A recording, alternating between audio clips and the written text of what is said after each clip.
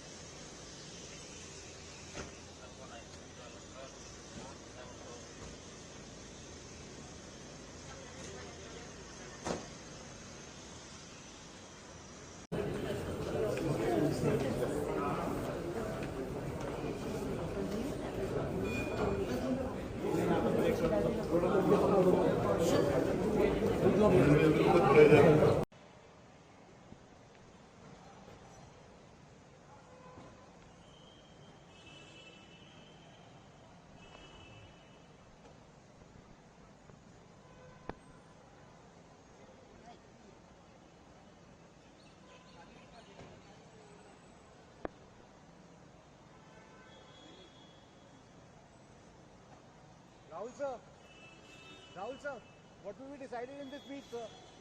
What will be decided in this meet?